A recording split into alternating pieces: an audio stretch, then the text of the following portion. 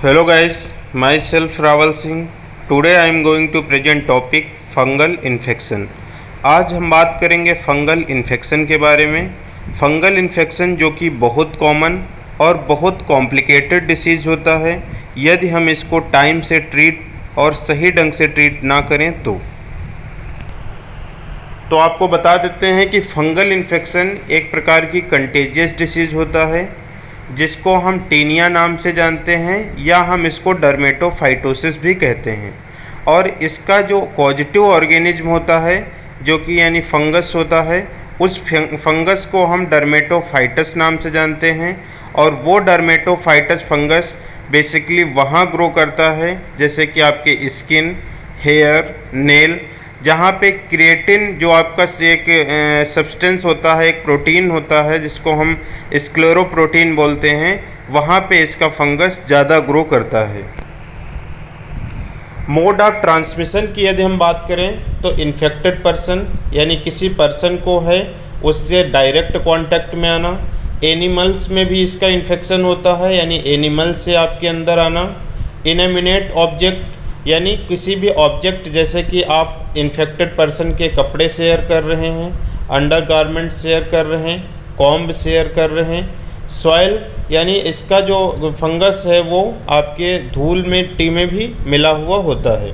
तो अगर हम पुअर हाइजीन रखें तो ऐसी कंडीशन में यानी वो जो सॉइल में प्रेजेंट फंगस है वो आपके स्किन पे आया है और वो फंगस यानी डर्मेटोफाइटस आपके बॉडी पे ग्रो करके और आपके अंदर इन्फेक्शन कॉज कर सकता है। इसको आज जिस यानी डिसीज़ के बारे में हम बात करेंगे उसको हम रिंगवॉर्म इन्फेक्शन कहते हैं। तो रिंगवॉर्म के नाम से अगर आपको ऐसा लग रहा हो कि ये वॉर्म मीन्स तो कीड़ा होता है तो हम आपको बता देते हैं कि ये रिंगवॉर्म इसलिए बोला जाता है कि जो डर्मेटोफाइटस नाम के फंगस का इन्फेक्शन होता है वो बेसिकली रिंग यानी गोलाकार इन्फेक्शन होता है। और इसकी जो आप बाउंड्री देख रहे हैं यानी इसके जो बाउंड्री देख रहे हैं उस बाउंड्री में आपका क्या है, प्रोट्रूडेड है यानी उभरे हुए हैं और एक ऐसा लग रहा है जैसे वॉर्म की तरीके स्ट्रक्चर दिख रहा है। तो इसलिए हम इसको रिंगवॉर्म नाम से जानते हैं, जिसको हम रिंगवॉर्म जनरली हम कहते हैं, लेकिन इसका इन्फेक्शन बॉडी के जिस ऑर्गन पे होता है उसी ऑर्गन के अकॉर्डिंग हम इसका नॉमेनक्लेचर करते हैं। फंगस इन्फेक्शन आपके यानी टाइप्स ऑफ रिंगवॉर्म। तो टाइप्स ऑफ रिंगवॉर्म जैसे कि आपके स्किन पे है तो हम इसको टीनिया कार्पोरिस बोलते हैं। स्काल्प पे है तो हम इसको टीनिया कैपिटिस बोलते हैं। फीट पे है तो टीनिया पेडिस या एथलेटिक फूट नाम से जानते हैं। नेल पे है टीनिया अंग्वाइम बोलते हैं। फेस पे है तो टीनिया फेसी बोलते हैं। बियर्ड एरिया यानी चिन पे है तो टीनिया बार्बी बोलते हैं। हैंड एंड पाम एरिया पे है तो टीनिया मैनम बोलते हैं। और आपको बता देते हैं कि एक टीनिया वर्सिकुलर होता है जिसमें आपको स्किन पे हाइपोपिगमेंटेड टाइप के यानी सर्कल्स दिखाई देते हैं। तो ऐसे फंगस इन्फेक्शन को हम टीनिया वर्सिकुलर नाम से जानते हैं। सिम्टम्स आप देख सकते हैं, अगर स्किन पे है यानी टीनिया कार्पोरिस तो यानी रिंग में शेप में होगा और इसका जो यानी प्रोट्रूडेड होगा वो जो बाउंड्री इसकी होगी वो थोड़ा सा प्रोट्रूडेड होगी जो कि वॉर्म शेप में है। इसीलिए हमने आपको बताया कि इसको हम रिंगवॉर्म का इन्फेक्शन बोलते हैं। लेकिन अगर इसका इन्फेक्शन आपके स्किन पे देखने को मिल रहा तो ऐसे इन्फेक्शन को हम टीनिया कार्पोरिस नाम से जानते हैं। अगर आपके फंगल का इन्फेक्शन आपके हेड पे है जिसकी वजह से बाल्डनेस यानी गंजापन होने के चांसेस रहते हैं, आपका एक्सेसिव हेयर फॉल होता है, तो ऐसे इन्फेक्शन को हम टीनिया कैपिटिस नाम से जानते हैं। टीनिया पेडिस जिसको हम एथलेटिक फूट नाम से जानते हैं। तो आप देख सकते हैं कि कैसे आपके जो टोज की फिंगर हैं यानी आपके जो सोल की फिंगर हैं उसमें इसका इन्फेक्शन देखने को मिलेगा। और जो सिम्टम होंगे वो इचिंग एक्सेसिव होगी, बम्बिंग होगी, पेशेंट का रेडनेस होगा, स्टाइंगिंग होगा and sole of the feet. अगर नेल में है तो हम इसका टीनिया अंग्वाइम नाम से जानते हैं, ठीक है। यानी अगर फिंगर नेल पे है या आपके टो नेल पे है तो हम इसको टीनिया अंग्वाइम नाम से जानते हैं। अगर फेस पे इसका इन्फेक्शन देखने को मिल रहा है तो हम इसको टीनिया फेसी नाम से जानते हैं। It is cause ring shaped scaly patches with indistinct edge. Beard area पे है यानी चिन पे अगर इसका इन्फेक्शन है तो टीनिया बार्बी नाम से जानते हैं। और हैंड पे अगर इनका इन्फेक्शन है तो typical cause thickening hyperkeratosis of the area of an on hand. It cause itching burning and scaling of the skin. Scaling of the skin का मतलब है इसमें ऐसा लगेगा कि जैसे आपका हेयर में डैंड्रफ होता है, डैंड्रफ वो जब आप हाथ लगाते हैं तो उड़ता है, ऐसी ही कंडीशन में आपका अगर इसका इन्फेक्शन आपके हैंड पे है तो स्कैली स्किन देखने को मिलेगा। और स्कैली स्किन वाली कंडीशन में आपके स्किन के रैशेस उड़ते हुए नजर आएंगे। ठीक है। टीनिया कार्पो यानी टीनिया का जो इन्फेक्शन है जिसको हम रिंगवॉर्म का इन्फेक्शन बोल रहे हैं, जनरली हम उसको टीनिया बोलते हैं या डर्मेटोफाइटोसिस नाम से भी जानते हैं। ये बेसिकली आपका पुअर हाइजीन वाले पेशेंट में और इम्यूनो कॉम्प्रोमाइज वाले पेशेंट में देखने को मिलता है। जो इसके मोस्ट सिलेक्टिव एरियाज़ रहते हैं वो वार्म मॉइस्ट बेसिकली जैसे कि आपके एक्जिलरा है यानी जिसको हम बगल बोलते हैं, ग्रॉइन एरिया में। ठीक है। वार्म मॉइस्ट यानी जहाँ पे पसीना आपका रुकता है, एयर कम मिल पाती है, पसीना आपका देर से सूखता है, ऐसी कंडीशन में आपका यानी डर्मेटोफाइटोसिस या टीनिया या रिंगवॉर्म होने के इन्फेक्शन के चांसेस रहते हैं। Patient who are immunocompromise, अगर पेशेंट का इम्यूनिटी पावर कम है, पेशेंट प्रोलॉन्ग स्टेरॉयड थेरेपी पे है, तो ऐसी कंडीशन में पेशेंट की इम्यूनिटी पावर कम हो जाती है। फंगल इन्फेक्शन को हम अपॉर्चुनिटिक इन्फेक्शन बोलते हैं, तो ऐसी कंडीशन में भी पेशेंट के डिफरेंट बॉडी ऑर्गन पे डर्मेटोफाइटोसिस की ग्रोथ देखने को मिल सकती है। अगर हम इसके डायग्नोसिस की बात करें तो हम स्किन बायोप्सी कर सकते हैं। स्किन बायोप्सी किससे क्या होगा कि जहाँ पे है वहीं के हम स्क्रैच करके स्किन को लेते हैं और उसका बायोप्सी करके ये देखते हैं कि डर्मेटोफाइटोसिस फंगस दिख रहा है या नहीं दिख रहा। और पोटेशियम हाइड्रोक्साइड एग्जामिनेशन आपका ये डिफरेंस करता है कि पेशेंट का जो इन्फेक्शन है वो डर्मेटोफाइटोसिस है यानी डर्मेटोफाइटस का है या कैंडिडा अल्बिकेंस का है। जनरली जो डर्मेटोफाइटस का इन्फेक्शन होता है वो आपके स्किन पे, नेल पे और आपके हेयर में, ठीक है, और आपके टो यानी सोल में देखने को मिलता है। और कैंडिडा अल्बिकेंस का जैसे कि आपका ओरल कैंडियासिस या वेजाइनल कैंडियासिस यानी वेजाइना में और ओरल म्यूकोसा में देखने को मिलता है। तो पोटेशियम हाइड्रोक्साइड एग्जामिनेशन जो हम करते हैं उससे हम ये डिफरेंस कर लेते हैं कि पेशेंट का इन्फेक्शन डर्मेटोफाइटस का है या कैंडिडा अल्बिकेंस का है। नेक्स्ट हम बात करते हैं ट्रीटमेंट की। तो ट्रीटमेंट में इसका बेसिकली स्टार्टिंग में हम टॉपिकल एंटीफंगल का यूज़ करते हैं, जैसे कि आपकी क्लोट्रीमेजोल का ointment, miconazole, ketoconazole, fluconazole and terbinafine.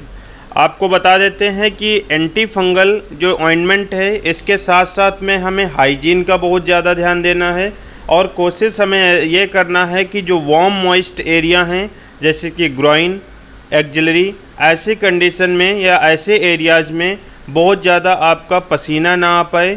जब भी हम नहाएं या जब भी हम इनको क्लीन करें तो क्लीन करने के बाद हमें इनको अच्छे से सुखाना है, क्योंकि ऐसा इन्फेक्शन जो डर्मेटोफाइटोसिस का होता है ये बेसिकली वार्म मॉइस्ट एरिया में ज़्यादा ग्रो करता है, यानी मॉइस्चराइजेशन इसके ग्रो करने का एक अच्छा मीडियम होता है।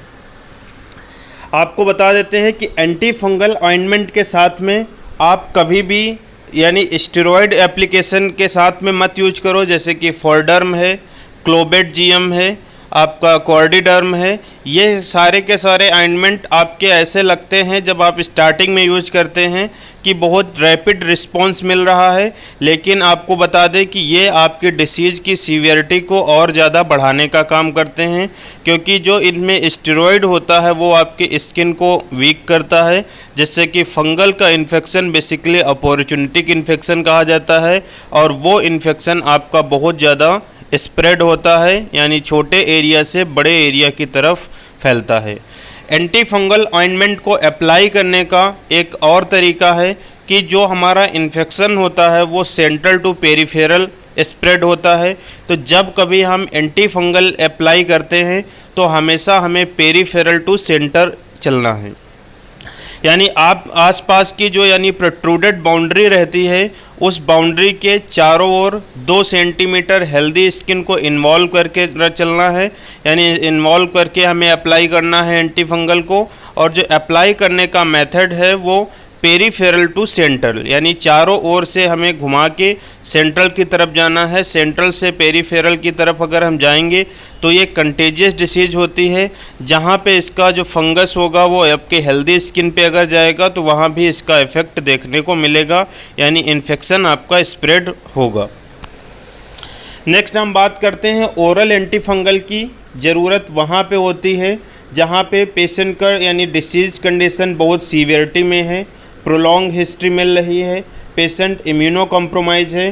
तो आजकल एंटी फंगल के बहुत सारे आते हैं आपके पास कैप्सूल एंड टैबलेट, लेकिन उसमें से सबसे ज़्यादा यूज किया जाने वाला इट्राकोनाजोल है। तो इट्राकोनाजोल आप जब भी कभी लें तो एक एक्सपर्ट मेडिकल प्रैक्टिशनर से लें। आप कोई भी अपने मन से दवाई नहीं लेना है आपको, ना ही फार्मेसी यानी मेडिकल स्टोर से सलाह लेके लेना है। दूसरी बात आपको बता दें कि जब आप एंटी फंगल यूज करते हैं तो आपको लगता है कि 7 से 8 दिन में आपकी बीमारी ख़त्म हो गई है, लेकिन ऐसा नहीं होता है।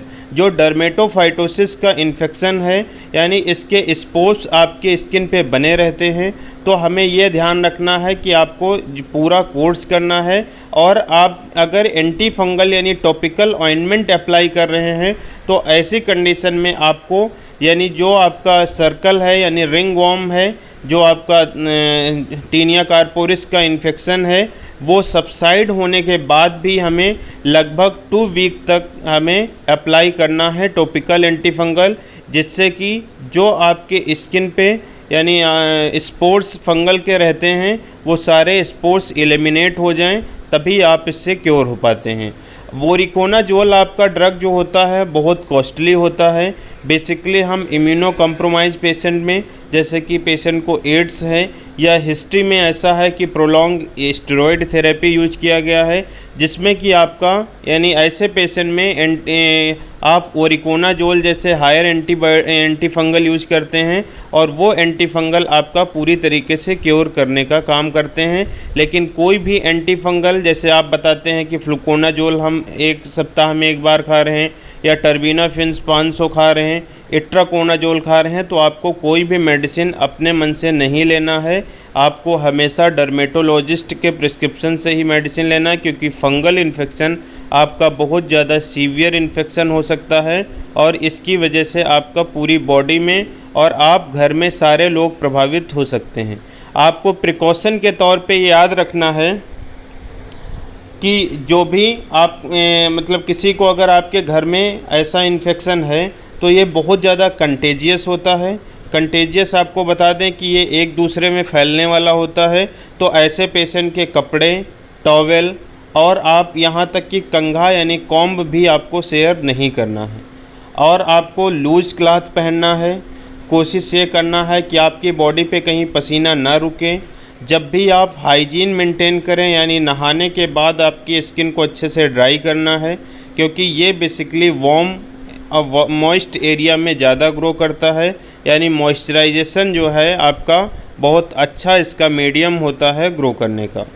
ये इसका इन्फेक्शन आपका जूनोटिक भी होता है, यानी आपके एनिमल से ह्यूमन में ट्रांसमिट होता है, जिसमें कि आप कभी देखते हैं कि आपके एनिमल्स में जब हेयर फॉल होने लगता है तो वो फंगल इन्फेक्शन की वजह से ही होता है। तो ऐसी कंडीशन में आपको अगर उसकी केयर आप कर रहे हैं तो उसके बाद आपको अच्छे से अपने हैंड हाइजीन करना है। स्पेशली आपके नेल के चारों ओर देखना है कि जहाँ पे कोई फंगस आपके बॉडी पे ना आ सके। Thank you so much.